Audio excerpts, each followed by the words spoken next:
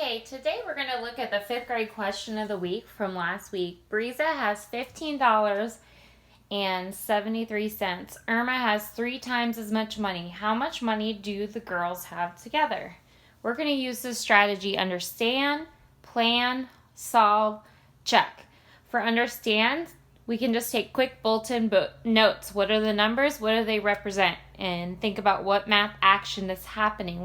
What's the question asking us? For plan, that's where you can draw a quick little model or think through what is happening in the story problem. It could be a tape diagram, a number bond, a picture that matches the problem. Solve is where you're going to show yourselves to solve. And check, that's where we say, does my answer make sense? Is it reasonable? So let's take a look. So I'm going to put a B for Breeza. That's what she has. And then Irma, it tells me 3 times as much. And then the question, how much money do the girls have together? So it's asking me how much money do they have together. So that makes me think I'm going to add the amount that they both have. So let's think about this with a tape diagram.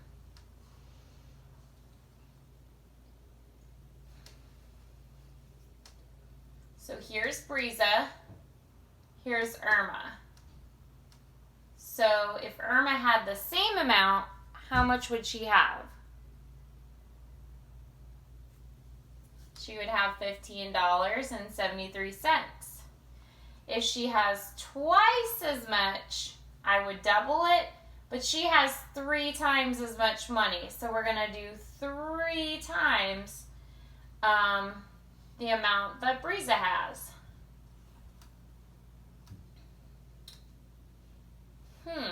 So now let me plan. I'm going to solve for how much money Irma has. And then I know I'm going to look back at the problem and read it again. Breeza has $15.73. Irma has 3 times as much money. How much money do the girls have together? So a lot of students, when they solve this, they're just going to do this number times 3. And that would just tell us what Breeza has. But we always have to look back at the question, and we're solving for, we want to know how much do they have if they put their money together. So I'm going to solve for Irma, and then I'm going to add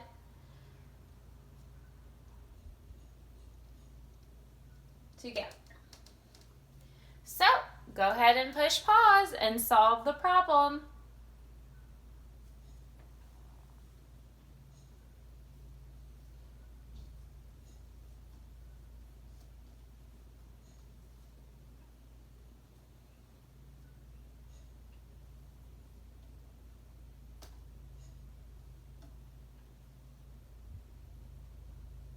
So first I did 3 times 3 is 9, then I did 3 times 7 is 21. I regrouped the 2.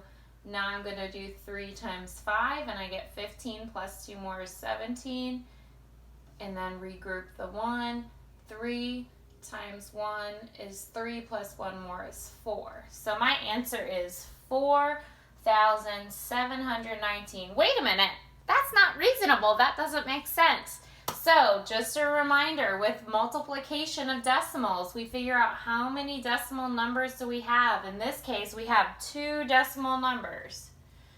So we're going to adjust our answer or our product to make it 10 times smaller, 100 times smaller, and we're going to insert our decimal in the answer. So my next step is, I know now that Breeza has $47.19. Now I'm going to add $15.73 because that's what Irma had. So then I'm going to add in what the other girl had. Now remember, when we add decimal numbers, this is a 5th grade standard, we have to line up our place value. We don't have to for multiplying, but for addition, we line up our place value.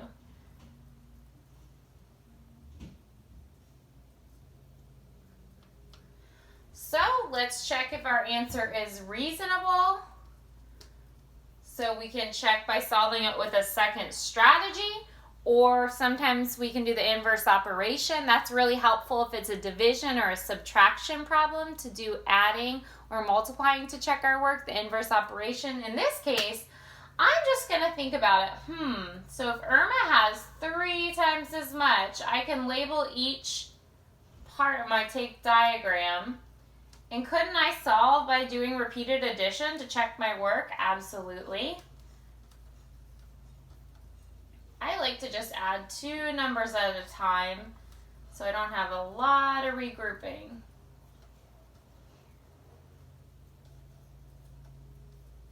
So when I add 1573 and 1573, I get $31.42. Now I'm doing that number 4 times with repeated addition. So if I were to do it again, that would represent Breeza's money plus Irma's money.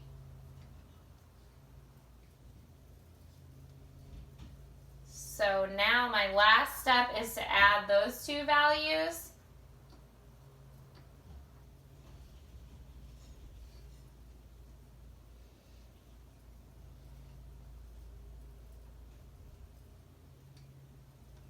And redraw right, write a sentence.